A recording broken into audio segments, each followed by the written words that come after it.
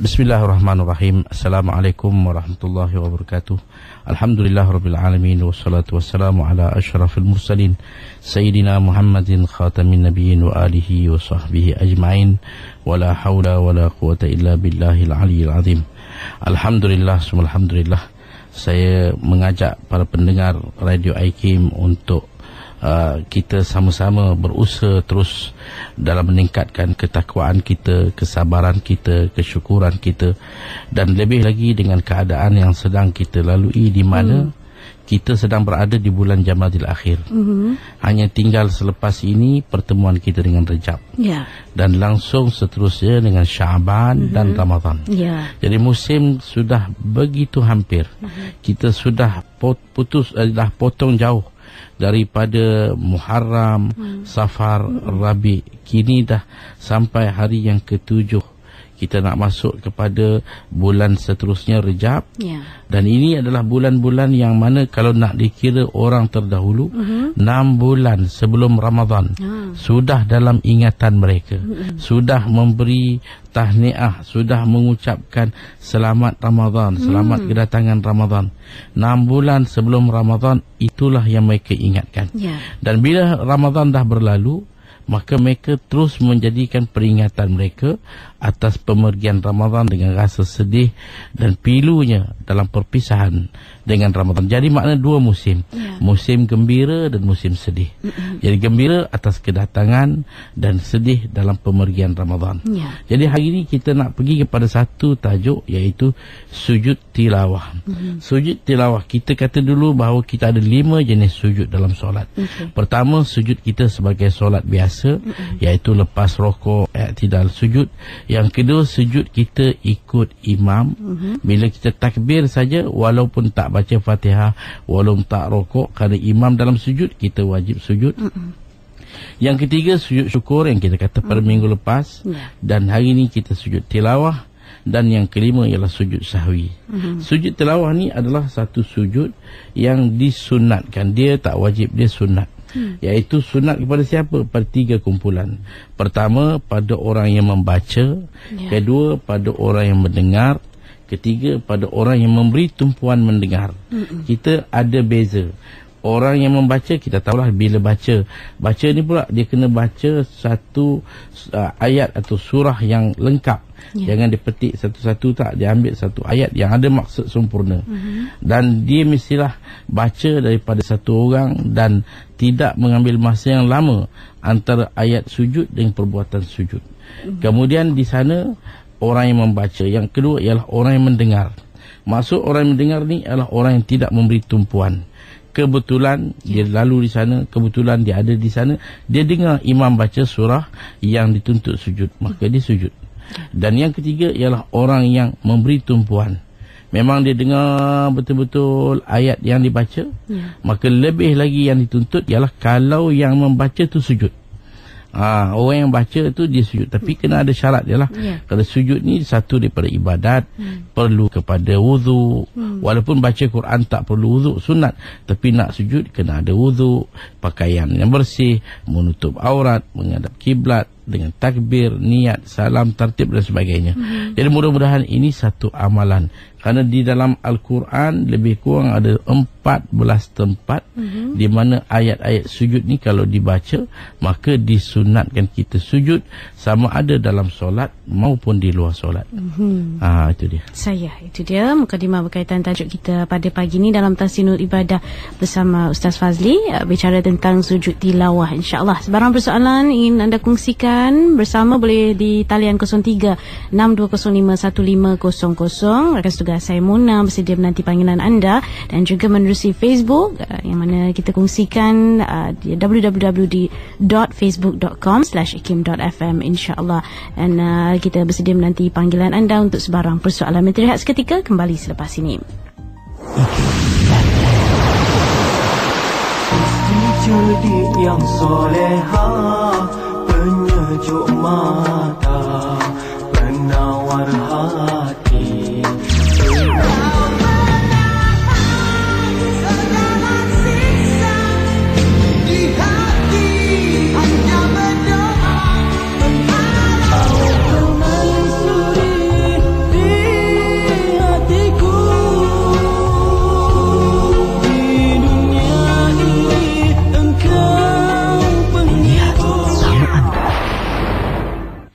Hakim FM kembali bersama dalam Tasinul Ibadah di waktu ini. Sekali lagi untuk anda 0362051500 atau mesin Facebook sebarang persoalan berkaitan tajuk kita bersama Ustaz Fazli pagi ni, iaitu sujud tilawah. Ustaz, ada satu soalan di Facebook, belum lagi bertanya berkenaan sujud, tapi katanya, Assalamualaikum Ustaz, duduk di tayar awal atau akhir jika ibu jari tak diangkatkan kerana terasa sakit, adakah sah solatnya Ustaz? Ibu jari tangan. Jadi sebenarnya mengangkat jari, ibu jari dalam kita membaca tahiyat adalah suatu yang sunat. Kita bila baca sampai asyhadu alla ilaha illallah tu diisyarat kita angkat jari telunjuk. Disunatkan. Kalau kita tak angkat, biarkan begitu saja sampai selesai, maka solat kita tidak jadi masalah, solat kita sah. Kerana ini hanya dalam jumlah perkara-perkara yang menjadi perhiasan solat, bukanlah suatu yang menentukan sah atau batal solat kita. Jadi kita kata tidak jadi masalah. Baiklah, dan kita terima panggil kita yang pertama, Adnan dari Bangi. Saya nak tanya, sebab saya terlepas yang bab sujud syukur tu, apa bacaan yang dibaca ketika sujud syukur? Ya, itu saja Ustaz. Kalau kita melakukan sujud syukur, maka bacaan kita ialah kita baca tasbih biasa, Subhanallah, Alhamdulillah, La ilaha illallah, Allahu Akbar, 3 kali, dan kita angkat kepala bagi salam kanan dan kiri. Bacaan dia ialah bacaan tasbih, tahmid, tahlil, dan juga kita yang selalu kita baca Subhanallah, Alhamdulillah, La ilaha illallah, Allahu Akbar, baca 3 kali, dan kita bangun, angkat kepala dan bagi salam. Itu dia punya kedudukan dia. Baik, terima kasih Ustaz. Kita terima pembagian kedua. Namanya saya sedang membuat hafalan surah As-Sajadah. Dan sekali-sekala saya bawa surah tu dalam solat fardu. Adakah disunatkan sujud sajadah bila kena pada ayat tu? Yang keduanya, kalau saya dalam solat saya membaca surah Al-A'la, surah Iqra tu, yang terakhir tu adakah disunatkan juga sujud sajadah? Ya. Surah As-Sajadah adalah satu surah yang disunatkan kita baca pada hari Jumaat. Cuma taklah perlu dijadikan sebagai setiap kali hari Jumaat.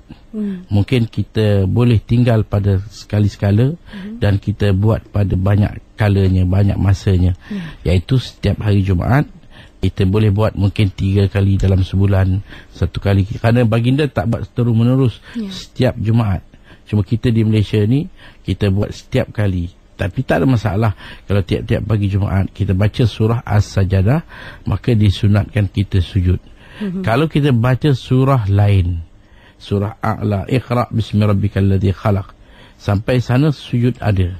Kalau kita tidak memaksudkan untuk sujud, kebetulan kita baca ayat itu, maka sunat kita sujud. Tapi kalau kita niat daripada awal bahawa kita nak baca untuk sujud, maka ini boleh membawa kepada batal solat. Kerana kita meniatkan untuk melakukan perkara yang boleh membatalkan solat. Kerana sujud ni bukan sesuatu yang dituntut dalam solat. Jadi yang menjadi sunat hanyalah surah As-Sajadah. Lain pada surah As-Sajadah tak disunatkan. Kebetulan bila dah baca kita sujud, maka sebagai penghayatan dia tak ada masalah. Sama ada kita sujud atau kita gantikan dengan rokok pun boleh. Baca dan lepas tu kita rokok, i'tidal macam biasa. Tak ada masalah. Jadi ini kalau kita kata surah As-Sajadah ni, kalau kita baca dalam solat yang jahri, yang orang dengar. Tapi kalau solat macam solat zuhur, solat asar, maka sebaiknya kita jangan sujud melainkan lepas solat. Ataupun kita baca surah ini di mana dalam jemaah yang ramai. Hari Jumaat katakanlah jemaah ramai betul. Jadi kalau kita baca surah ini, maka seeloknya kita jangan sujud. Kita sujud nanti bila selesai solat, supaya kita tak nak nanti jadi confused, jadi kekeliruan timbul. Sujud apa pula, rokok tidak lagi dah sujud. Jadi untuk itu kita kata, maka kita buat sujud bagi imam tadi, selepas selesai solat dia sujud. Itu dia punya kedudukan dia. Baik, terima kasih Ustaz. Kita nak panggil kita dari Melaka seterusnya. Assalamualaikum Ustaz. Saya nak bertanya, minggu lepas Ustaz ada cerita pasal sujud syukur. Jadi saya dah terlepas dia punya betul baca ulangan tu saya dengar. Selalu yang saya buat bila saya dapat sesuatu itu yang gembira, saya terus sujud di atas sejadah. Jadi betul tanya saya tu apa kena ikut cara yang Ustaz beritahu tempoh hari, tolong ulang balik semula boleh tak Ustaz? Okey. Sujud syukur ini bila kita dapat sesuatu atau kita terlepas pada suatu bencana, kita sujud. Tak kira bila masa. Tapi dia punya syarat dia ialah kita pastikan bahawa kita mesti kedudukan kita macam nak solat. Maknanya mesti ada wuduk, mesti tutup aurat, mesti menghadap ke arah kiblat. Maka di sana ada niat, ada takbir, ada sujud, ada tamakninah, ada duduk, ada salam, ada tertib. Maka itu seperti biasa. Cuma kita bila-bila masa boleh sujud. Jangan pula nanti banyak orang yang kita tengok dia sujud tanpa takbir, dia sujud tanpa salam, sujud kosong.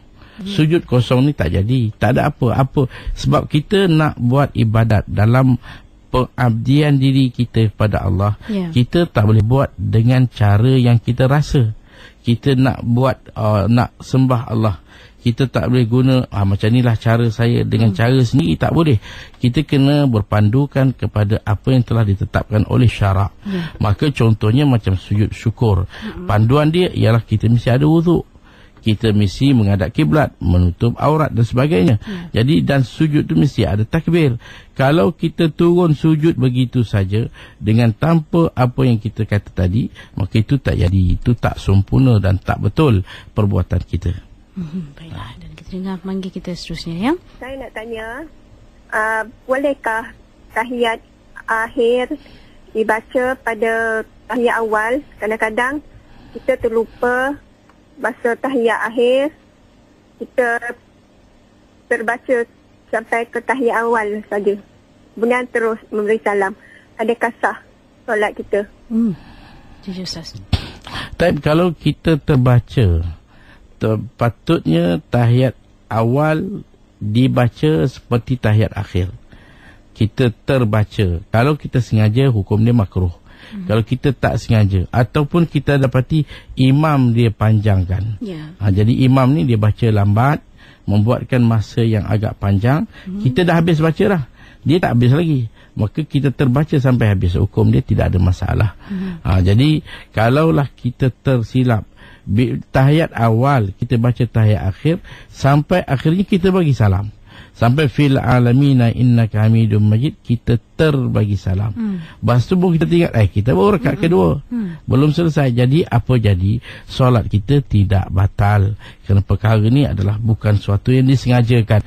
Jadi kita terus bangun semula dan anggapkan salam tadi sebagai suatu tak disengajakan. Kita bangun semula bukan dengan takbir baru, kekal dengan solat yang sama, bangun dan kita buat rakaat ketiga, buat rakaat keempat. Cuma tambahan dia bila kita sebelum bagi salam, kita sujud sahwi 2 kali dan kita bagi salam. Maka itulah solat kita. Kalau tersilap macam tu, maka solat kita tidak batal. Baiklah, terima kasih. Seterusnya soalan kita. Makcik ni nak tanya, makcik duduk duduk lah ni, anak dah bawa makcik duduk kat Kuala Lumpur ni. Sebab makcik dah tua kan, dah tak larat. Jadi makcik nak tanya, kalau makcik balik rumah makcik di kampung, makcik boleh ke solat jamak dan kasar? Yes, silakan. Sekarang ni kita makcik ni datang duduk menetap seketika. Untuk anak mungkin biasalah, anak-anak ni bila tengok ibu keseorangan, bawa datang supaya dapat menenangkan fikiran dengan cucu dan sebagainya. Tapi kampung halaman masih kekal kampung, rumah masih ada, tanah tempat tinggal masih tetap. Jadi datang ni untuk saja kita kata mengambil masa. Kadang-kadang mungkin sampai 1 tahun 2 tahun duduk dengan menantu, tapi masih ada di rumah. Rumah di kampung masih ada. Jadi kita kata bila balik rumah sendiri, maka kita dah jadi orang mustautin, yang mana tak boleh kita jamak, tak boleh kita kasar. Dan selama kita duduk di rumah anak kita pun, kita tak ada kasar, tak ada jamak, kerana kita dah jadi mukim. Maka nak jamak hanya ketika mana kita dalam perjalanan. Bila sampai kampung, kita dah tak boleh jamak. Bila kita duduk di bandar pun, kita tak ada jamak. Baik, itu dia jawapannya. Dan tengah panggil seterusnya Ustaz. Begini Ustaz, apakah bacaan salawat itu tak ada Sayyidina hanya Allahumma sholli ala Muhammad, begitukah Ustaz? Boleh Ustaz?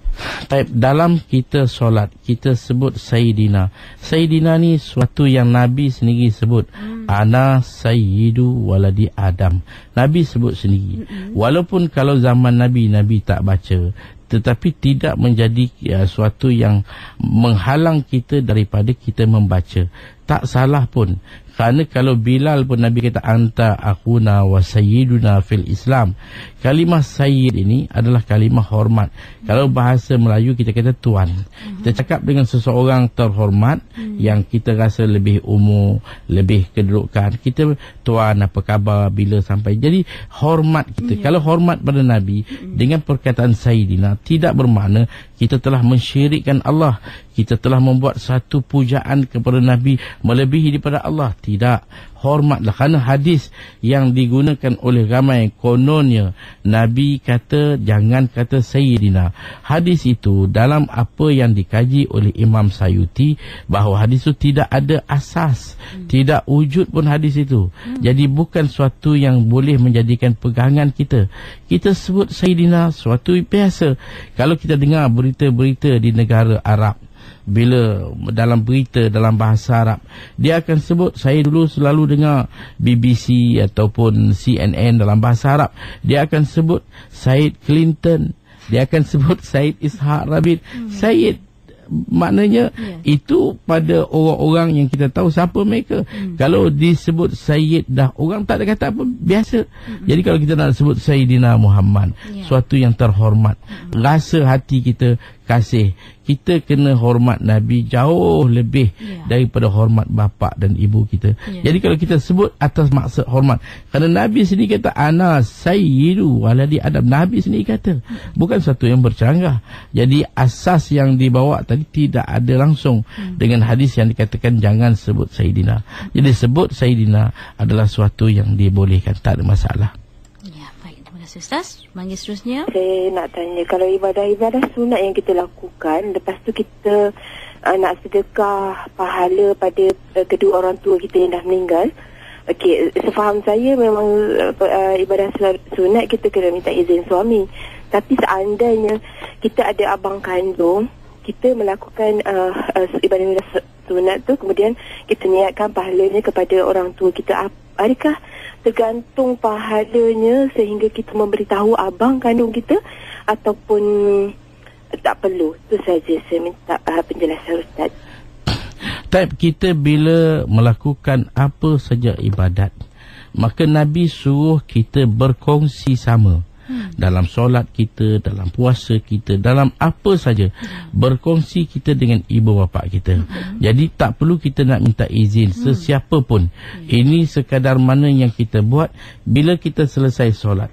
Kita kata ya Allah dalam hati kita, ataupun kita berdoa, ya Allah, sungguhnya pahala solat ini saya sedekahkan, saya hadiahkan pada arwah ibu dan bapa saya yang hidup ataupun yang mati ataupun yang masih hidup. Maka amalan kita itu memang baik, memang terpuji, bagus, memang itu dikehendaki. Kita tak lupa mereka di mana sehingga dalam ibadat kita, kita puasa pun sampai waktu berbuka kita niatkan pahala puasa untuk arwah ibu bapa kita. Kita buat haji, kita buat apa kebajikan, kita tak lupa mereka. Niat kita tu sampai dalam masa yang sama, kita punya amalan kita dari segi ganjaran pahala kita tak pula hilang, tak kurang. Cuma mereka dapat dan kita dapat juga. Inilah satu rahmat Allah buat kita. Itu dia. Dengan panggil seterusnya dari Sungai Petani, Nur. Saya nak tanya, selepas kita berwuduk, lepas tu kita sedar kata dalam mulut kita ni ada sisa makanan.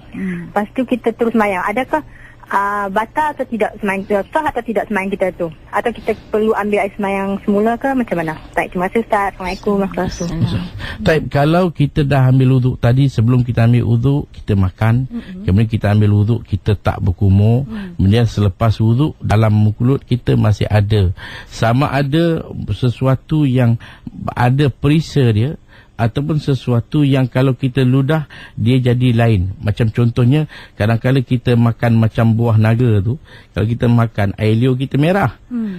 Ataupun orang tua kalau makan sirih, air liur tu jadi merah. Jadi masih kalau ludah masih merah. Itu makna benda tu masih ada dalam mulut ain. Tapi ada benda kalau kita makan dia tak ada apa dah, cuma rasa pedas. Macam kita hex ke cili ke, makan cili pedas dah kumur-kumur tapi mulut masih pedas lagi. Itu lain, dia tak ada ain. Jadi kalau ada ain, kita takbir Allahu Akbar solat kita tidak sah. Dan ini perhatian yang selalu berlaku, iaitu bila bulan Ramadan banyak orang bila lepas dia makan berbuka dia tak kumur, mulut dia masih lagi ada perisa, dia pergi takbir Allahu Akbar, solat dia tidak sah. Bahkan begitu juga kalau waktu sahur, kita makan sahur habis, mulut kita masih belum bersih, azan subuh dah masuk, mulut kita ada sisa makanan, kita telan, maka batal puasa kita. Sebab itu kita kena pastikan bila nak solat, apa saja dalam mulut kita bersihkan, supaya kalau kita ludah pun air biasa, air liur, dan bau mulut pun bau mulut biasa, bukan lagi ada sisa-sisa makanan. Itu kita kena jaga. Baik, terima kasih. Ada satu soalan berkaitan solat saya nak kongsikan di Facebook. Saya, Cik Mak Dina bertanya, saya dah 5 orang rakan berimamkan salah seorang rakan dan beliau berada di saf paling kanan. Kemudian selepas 2 rakaat ada seseorang menepuk bahu kanannya dan bertakbir, seterusnya ada orang menjadi makmum kepada dia. Apakah patut saya lakukan? Dalam hal ini beliau meneruskan solat bersama imam dan solat seperti biasa menjadi makmum. Maknanya dia seorang makmum.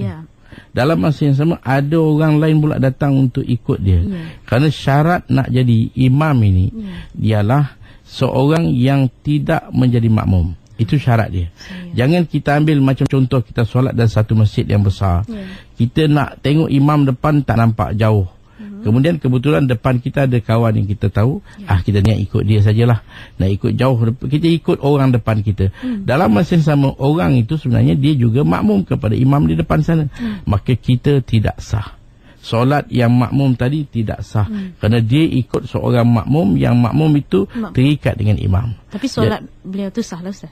Yang orang yang tadi tak ada masalah. Yang imam, yang disangkanya imam tu tak ada masalah. Yang ketiga ni, yang datang kemudian ni, solat dia tidak sah. Sebab itu kalau kita pergi solat, kadang-kadang bila lepas imam bagi salam, 2 orang bangun. Kita tak tahu mana satu. Mungkin orang yang kanan ikut kiri, kiri ikut kanan. Kita tak tahu mana satu. Jadi kita tak boleh ikut mana pun satu, sehingga jelas bahawa orang yang sebelah kanan ni memang dia buat sendiri, atau yang kiri ni memang dia ikut kanan. Jelaskan keadaan dia baru kita boleh ikut. Kerana kalau kita ikut seorang makmum yang dia, seorang imam yang dia adalah makmum, maka ikutan kita tidak sah. Terima kasih Ustaz. Dan ini pula Azmi Stapa bertanya, Assalamualaikum Ustaz, bolehkah kita membaca tasbih biasa dalam sujud tilawah dan sahwi serta berdoa semasa sujud tersebut? Taib. Dalam sujud sahwi yang dituntut sunat dia ialah 2 bentuk bacaan. Kalau kita tak baca seperti yang 2 ni, maka kita tak mendatangkan perkara yang disunatkan. Kalau kita berdoa ke apa, itu tak disunatkan. Apa nak baca? Sama ada kita baca subhanallahi la yanamu wa la yashu ataupun subhanalladzi la yanamu wa la yashu, itu satu bacaan. Ataupun bacaan kedua ialah kalau apa yang menuntut kita sujud ni kita memang sengaja. Contohnya sengaja tak buat tahiyat awal, kita sengaja tak kunut, maka atas perbuatan sengaja meninggalkan ab'ad, maka kita disunat membaca astaghfirullahalazim 3 kali, baca istighfar. Ini saja bacaan yang ada. Kalau kita baca lain, kita baca subhanallah, alhamdulillah, la ilaha illallah, Allahu akbar, atau kita baca doa, maka kita tidak mendatangkan benda yang sunat. Benda yang tak disunatkan kita baca, makna solat tak batal, tapi tak ada dia punya faedah, pahala yang kita kata daripada sujud sahwi kita. Baik, terima kasih. Kita dengar pemanggil kita dari Kuantan. Nak tanya soalan ni, saya tak pernah melakukan solat tahajud. Lepas tu saya nak tanya tujuan solat tahajud tu, apa ayat dia, ya rakaat pertama, rakaat kedua ni, niat apa, usolli tu saya tahulah niat tu kan. Tapi nak tanya rakaat pertama baca surah apa, rakaat kedua surah apa tu, apa ni, saya tak pernah lakukan. Tujuan dia untuk apa solat tahajud tu? Taib. Solat tahajud adalah satu daripada solat usaha seseorang dalam mendekatkan diri kepada Allah. Satu latihan yang kita buat untuk meningkatkan kekhusyukan kita, meningkatkan keikhlasan kita. Sebab itu solat ni kita buat dalam keadaan sunyi. dalam keadaan hening, kita di rumah, siapa pun tak tahu. Mungkin kita dengan suami, mungkin suami tidur tak sedar, senyap-senyap kita bangun, kita ambil wuduk dan kita solat. Mungkin di sini akan terbina ikhlas kita, akan wujud kita punya kekhusyukan kita. Latihan, kerana solat malam ini adalah satu usaha yang kita dapat buat untuk mendekatkan diri kita pada Allah. Sebab itu kalau kita imbaskan balik dalam satu peristiwa Al-Isra' wal Mi'raj, kenapa peristiwa ini dilakukan pada waktu malam? Bukankah untuk satu-satu perjalanan seeloknya dibuat siang? Jalan pergi mana pun kita pergi siang lebih selamat daripada kita pergi malam. Kalau pancet tayar ke apa tengah malam, tak gelabah kita, cuba pergi siang. Tapi kenapa Isra' Mi'raj Allah buat malam? Antara sebab ialah, kata ulama, untuk kita dimaklumkan bahawa ini masa dalam kita berusaha untuk mendekatkan diri kepada Allah. Sebab itu kita buat malam. Segi bacaan, dia tidak ada sesuatu yang khusus. Bacalah apapun. Cuma sebaik-baik kalau kita nak baca, kita baca Fatihah, baca kuliah rakaat pertama, baca Fatihah, baca Qul Huwallah rakaat kedua, dan buatlah seberapa rakaat yang kita mampu.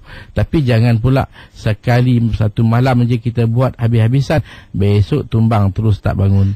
Jadi tak dah bangun lagi dah. Sekali tu saja, tak buat walaupun sikit. Ma qalla wa dama khairum mimma kathura wa alha. Benda sikit tapi berterusan tu lebih baik daripada benda banyak tapi dia tak kekal. InsyaAllah. Terima kasih Ustaz. Dan kita berhenti rehat seketika. Akan kembali selepas ini dengan lebih banyak lagi persoalan berkenaan tahsinul ibadah, dan terus bersama kami.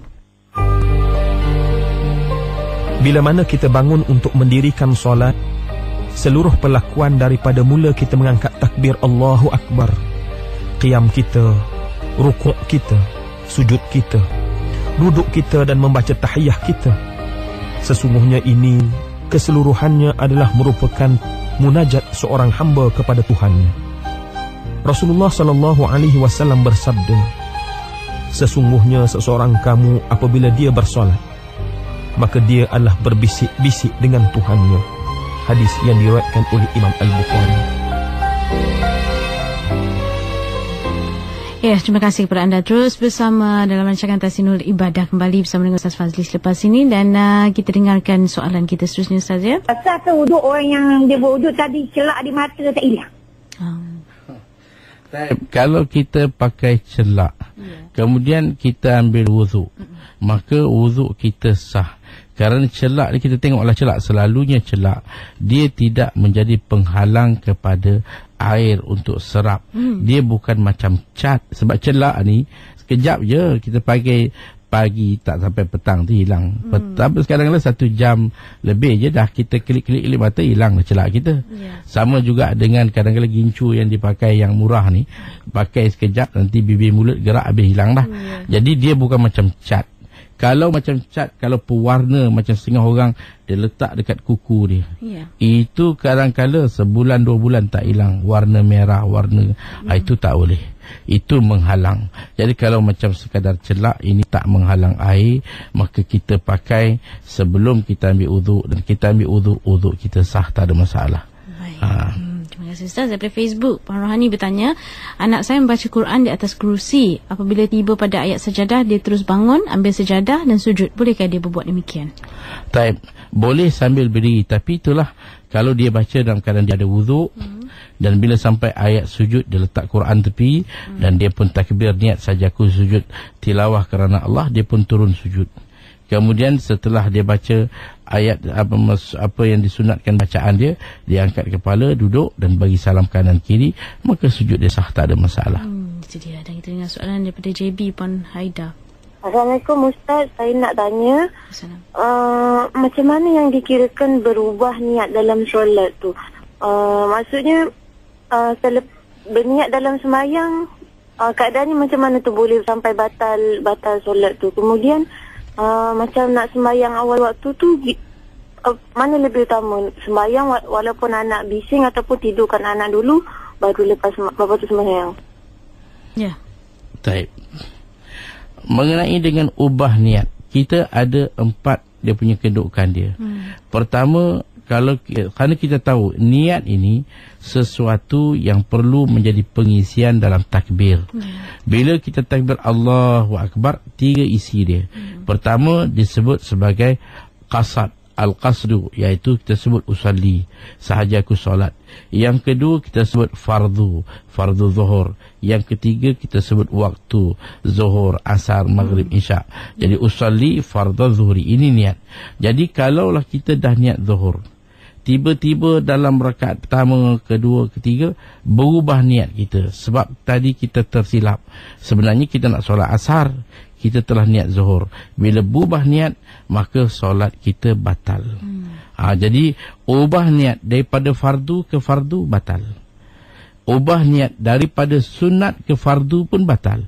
Dia niat solat sunat, tiba-tiba datang ada orang ikut dia daripada belakang, dia niatkan fardu lah, maka itu pun batal. Yang ketiga, ubah niat daripada fardu ke sunat. Dia niat fardu, tiba-tiba dapat tahu imam belum lagi orang solat berjemaah. Dia ingat dah selesai, orang belum solat, jadi dia nak ubah kepada sunat.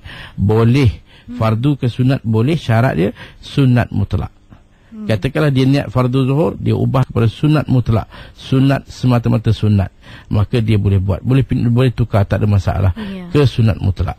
Itu yang ketiga. Yang keempat, dia ubah daripada sunat ke sunat, maka dia buat sunat duha, nak ubah kepada sunat lain, hanya dibolehkan juga kepada sunat mutlak. Jadi dia buat solat sunat mutlak, itu boleh, fardu ke sunat atau sunat ke sunat. Tapi adapun fardu ke fardu atau sunat ke fardu, itu tidak boleh membatalkan solat. Masalah kedua, kita berhadapan dengan masalah anak. Dan anak ni biasalah, kalau dia dah kenyang, dia dah semua selesai, maka tiba masa untuk dia tidur. Kita nak bagi dia tidur ke kita nak solat? Kalau waktu masih banyak, tidurkanlah dulu, supaya kita tak jadi terganggu dalam solat. Macam mana nak solat kalau dia asyik menangis saja? Jadi kita tak dapat nak beri tumpuan dalam solat. Nanti silap-silap tak tahu apa yang kita baca. Jadi kita bagi anak kita tidur dulu, kemudian kita lakukan solat. Tapi kalau keadaan masa dah kesuntukan, masa dah singkat, kalau kita usaha nak bagi dia tidur, lambat pula dia nak tidur ni, kita akan terluput. Maka solatlah biarpun dia menangis, teruskan solat, kerana itu lebih penting. Kerana jangan kita biarkan solat sehingga waktu dah luput dengan sengaja. Ini adalah membawa kepada satu kesalahan, dosa besar. Kerana dia punya tangisan, sebenarnya anak kita dengar je menangis, tak ada apa yang dia sakit pun, dia cuma rindu dia punya kasih ibu tu saja. Dengan tangisan tu dia tak sakit, cuma dia nakkan ibu dia. Jadi solatlah, tak ada masalah. Terima kasih Ustaz. Kita dengar panggil seterusnya. Saya nak tanya, sebab saya selalunya solat sujud syukur ni lepas solat lah, maksudnya selepas bacaan doa selepas solat. Saya nak tanya Ustaz, boleh tak saya sujud macam tu terus tanpa takbir? Tapi saya akan, selepas sujud tu saya bagi salam semualah, tapi tak agak takbir. Jawapannya tak boleh, sebab di antara rukun sujud syukur ialah kita perlu ada niat dan perlu ada takbir. Kalau kita sujud tanpa takbir, maka kita tidak menempati rukunnya, maka kita buat kosong, tidak ada isi, tidak sah. Mesti dengan ada niat di dalamnya. Semasa takbir itu ada lintasan hati kita niat, maka barulah sah kita punya sujud. Jadi jawapannya. Dan manggil kita seterusnya. Assalamualaikum Ustaz, saya Hafizi. Saya nak tanya, seperti yang kita sedap maklum bahawa solat witir merupakan solat yang dilakukan selepas kita mengerjakan kesemua solat ataupun penutup segala solat. Soalan saya, adakah wajib kita melaksanakan solat witir, dan seandainya kita melakukan solat witir, berapa rakaat yang afdal kita kena dirikan? Cik Hafizi, silakan Ustaz. Solat witir bagi kita ialah, solat witir ni dalam kategori sunat. Dan ada mazhab dia meletakkan witir ni sebagai wajib, kerana di sana dia ada fardu, ada wajib, ada sunat. Macam Hanafi dia wajib, tapi bukanlah dalam kategori fardu. Dalam mazhab Syafi'i witir ni sunat. Kita buat, kalau kita hukum biasa ialah sunat, dibuat pada akhir solat. Sama ada akhirnya selepas isyak ataupun akhirnya selepas kita bangun setelah tidur. Sekurang-kurangnya 1 rakaat, sepanjang-panjangnya 11 rakaat. Kita buatlah. Yang penting witir tu 1. Lain tu kita niatkan sebagai muqaddimatu witir. Kalau kita buat 3, buat 2 dan 1. 2 tu muqaddimah, 1 tu witir. Kalau kita buat 5, kita buat 2, 2, 1. Maka itu adalah sunat. Boleh buat 5 sekali jalan pun boleh. Tapi 2, 2, 1. 2 ni semua niatkan sebagai muqaddimah. Dan 1 itulah witir kita. Dan sebaik-baiknya lewat malam, kita penutup ke tahajud apa semua, sebelum kita selesaikan, sebelum kita masuk fajar, maka kita buat witir kita sebagai penutup. Itu yang terbaik. Baik, terima kasih Ustaz. Manggi kita seterusnya. Tanya Ustaz, bagaimana kalau macam darah yang dah nak habis, adakah hukum dia kena betul-betul putih ataupun dia ada kategori-kategori kuning sikit ke, atau dia memang kena betul-betul putih macam kapas? Darah haid ni, berakhirnya darah ialah kalau kita masukkan kapas, kita keluarkan dia bersih. Tidak ada sikit pun kesan-kesan keruh. Kerana darah haid dia tidak semestinya mengalir. Kalaupun dengan kedudukan kotor, masuk dia jadi keluar dah macam selut, macam tanah, dah macam warna dia dah coklat. Walaupun tidak banyak tapi ada kekotoran dia, itu masih dikira haid. Kita nak masuk, keluar dan bersih, maka itu berakhirnya haid kita. Seterusnya, jika seseorang sedang bermusafir, kemudian pada hari Jumaat, bolehkah dia mengikuti solat Jumaat, mengimamkan imam di suatu tempat tu? Dan jika boleh, apakah niat yang perlu dibaca untuk mengikuti imam tu? Kalau seorang musafir pada hari Jumaat, kalau katakanlah sebenarnya haram kalau kita safar hari Jumaat selepas terbit fajar kalau kita tak dapat Jumaat. Tapi kalau kita keluar sebelum terbit fajar atau hari Khamis kita dah musafir lebih awal, maka solat Jumaat ni menjadi suatu yang sunat, tidak wajib. Kalau kita tak buat pun tak ada hal. Walaupun kita punya penginapan hotel sebelah masjid, tak turun pun kita nanti nak buat jamak takhir ke apa, tak ada masalah. Cuma kalau kita nak buat Jumaat, kita ingat kita nak jamakkan sekali dengan asar, hukum dia boleh. Niat dia macam mana? Niat macam biasa, sahaja aku solat fardu Jumaat 2 rakaat makmum, dan dalam masa yang sama niatkan sebagai dengan menjamakkan jamak takdim. Maknanya niat untuk kita jamak solat asar kita di waktu Jumaat. Maka itu niat kita, hati kita, saya nak jamak asar di waktu zuhur, itu di dalam solat Jumaat. Maka selepas salam terus kita bangun buat asar 2 rakaat, maka kita telah dapat Jumaat dan juga asar kita. Maka itu dikira jamak takdim, boleh, tidak ada masalah. Terima kasih. Seterusnya, soalan macam ni. Sekarang ni saya tengok dah ada orang sembahyang imam dengan makmum. Bila saya tepuk makmum tu saya undur ke belakang, dia tak undur. Sekarang ni masalah dia, bila saya tu dia pula dia macam dia anggap dia imam. Macam mana sembahyang tu? Kalau kita tahu dia adalah makmum dan ada imam, maka kita takbir Allahu Akbar, kita tepuk dia. Sebenarnya bahasa kalau nak kira fiqh, kita tarik dia. Cuma orang Melayu ni kalau tarik tu jadi kasar. Nanti dia lepas siku dan sebagainya. Kita tepuk. Dan orang yang ditepuk ni dia kena faham, kita yang nak tepuk, kita kena tepuk selepas kita takbir. Dan dia bila dia ditepuk, dia undur ke belakang. Kerana kadang-kala ada orang rasa saya dah duduk di saf depan, tiba-tiba dia nak tarik saya ke belakang, maka saya tak akan undur ke belakang. Sebenarnya silap. Kita undur ke belakang, kita telah membuat satu usaha baik kita, membantu kawan kita untuk dapat solat berjemaah. Jadi bila kita undur ke belakang, maka dia dapat solat berjemaah bersama dengan kita. Dengan sebab kita, dia dapat 27. Kalau dia dapat 27, kita lebih lagi dapat. Jadi sebab itu jangan kita salah faham, kita dah duduk depan, kita tak nak undur belakang, kau hal kau lah. Tak.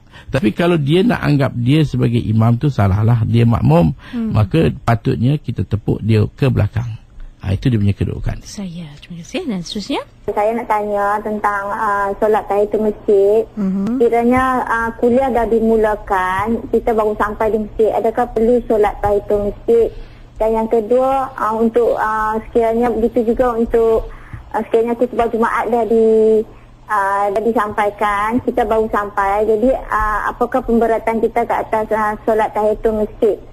Ya, mengenai dengan kuliah, kalau kuliah sedang dijalankan, kita masuk sunat, kita terus duduk je. Kita bacakan tasbih kafarah, subhanallah, alhamdulillah, la ilaha illallah, Allahu akbar 4 kali, maka kita terus duduk dan dengar apa pengajian yang sedang diberi. Mungkin pengajian tu lebih penting kerana dia adalah berbentuk fardu ain wajib, dan solat ini adalah hanya sunat, dia tidak lebih. Tapi kalau khutbah Jumaat, maka ini dia lain sikit. Kerana khutbah Jumaat ni ada nas, di mana kalau imam sedang berkhutbah, kebetulan kita baru masuk, disunatkan kita buat 2 rakaat sunat, 2 rakaat serba ringkas. Jangan kita buat 2 rakaat panjang. 2 rakaat masuk, Allahu Akbar, kemudian kita baca Fatihah, kalau baca surah pendek, kemudian kita rukuk, tasbih cukup, dan kita buat 2 rakaat solat kita. Maka itu disunatkan untuk khutbah Jumaat. Untuk biasa, elok kita terus duduk saja, sebagai kita mengisi ruang untuk menuntut ilmu atau belajar. Ya, Ustaz, kita panggil seterusnya. Ustaz, saya nak tanya ni, saya ni bila solat, apa itu dilafalkan, saya tak boleh kusuk. Tapi kalau saya tak dilafalkan dalam hati gitu, saya boleh kusuk. Macam mana tu nak hilangkan tu, Ustaz? Atau gimana? Apa itu kalau tak pakai mau tu apa tak boleh dapat pahala atau gimana? Makasih, Ustaz. Cik Badrun di Singapura. Sebenarnya melafazkan takbir, melafazkan niat itu hanyalah suatu yang sunat. Selalunya dengan melafazkan dia, sepatutnya lah dia lebih memberikan kita khusyuk berbanding dengan tidak lafaz. Kerana bila kita lafaz, kita sudah memberikan satu tumpuan dengan apa yang kita lafazkan, maka ingatan lain ataupun tumpuan lain semua akan tertutup sekejap. Kita sebut contohnya, usalli fardadh zuhri 4 rakaatin adaan ma'muman lillahi ta'ala, atau mutawajjihal ila al-qiblati lillahi ta'ala. Bila kita lafaz ini dengan tujuan untuk membantu dalam menghadirkan niat di hati kita, maka itu suatu yang sunat. Allahu Akbar, maka terbantulah hati kita dengan menghadirkan apa yang kita lafazkan tadi. Sahaja aku solat fardu zuhur 4 rakaat makmum kerana Allah, atau makmum menghadap kiblat kerana Allah. Tapi kalau kita tak lafaz, maka tidak ada masalah. Yang penting kehadiran niat di hati kita, itu yang dituntut sebagai rukun kepada solat kita. Baiklah, manggil kita seterusnya. Saya nak tanya, boleh tak kalau saya teruskan amalan saya dengan berwuduk dan membaca Fatihah, kursi dan 3 kul tu ketika datang haid? Pertama, orang yang datang haid tidak boleh mengambil wuduk. Itu tak boleh, hukum dia haram. Tak boleh. Adapun membaca ayat kursi atau 3 kul dengan niat sebagai benteng. Kita tahu kita ni ada gangguan, terutama dalam haid ni, syaitan akan buat berbagai-bagai angkara. Jadi kita bentengkan diri kita daripada gangguan dia, daripada sihir dan sebagainya. Niat sebagai benteng. Baca ayat kursi, baca 3 kul, itu boleh, tak ada masalah. Niatkan, jangan kita baca niatkan untuk pahala. Tapi niatkan dia, memang pahala dapat, tapi niatkan dia sebagai benteng kita, maka itu boleh. Tapi masalah wuduk tadi, itu tak dibolehkan. Perempuan boleh mandi sunat. Dalam haid kita boleh mandi sunat. Sunat hari raya, sunat gerhana, itu boleh. Tapi nak mandi wajib, tak boleh kalau kita dalam haid. Nak ambil wuduk, tak boleh. Walaupun kita kata sunat nak tidur ambil wuduk, sunat nak makan, tak boleh. Sebab kita berada dalam suatu larangan, iaitu kita berada dalam haid. Dan soalan terakhir daripada Facebook kita, Najha bertanya, Ustaz, salam, takbir untuk sujud syukur semasa berdiri atau semasa duduk? Kita boleh buat sambil kita berdiri, Allahu Akbar dan turun, ataupun kita duduk, Allahu Akbar dan turun. Dia tidak menetapkan bahawa kita berdiri atau duduk itu ikut kepada keselesaan. Mungkin kita sedang berdiri, takbir sambil berdiri, atau kita masih sedang duduk, takbir sambil duduk, tak ada masalah. Baik, itu dia antara persoalan yang sempat kita utarakan menerusi Tahsinul Ibadah edisi hari ini. InsyaAllah kita dah sampai ke hujung waktu, Ustaz, ya. Mungkin sedikit penutup untuk Ustaz sarankan. Saya mengajak para pendengar untuk terus menimba ilmu, mencari ilmu. Sebagai ilmu itu yang disebut ialah al-ilmu nur, ilmu itu cahaya, maka akan terus menerangi hidup kita, anak keluarga kita, untuk dapat hidup mengabdikan diri kepada Allah, insya-Allah. InsyaAllah. Dan kita ucap terima kasih banyak kepada Ustaz Fazli yang berkongsi. Sampai kita bertemu minggu hadapan, insya-Allah. Dan salam pertemuan di masa akan datang. Assalamualaikum, Ustaz. Waalaikumsalam warahmatullahi taala wabarakatuh.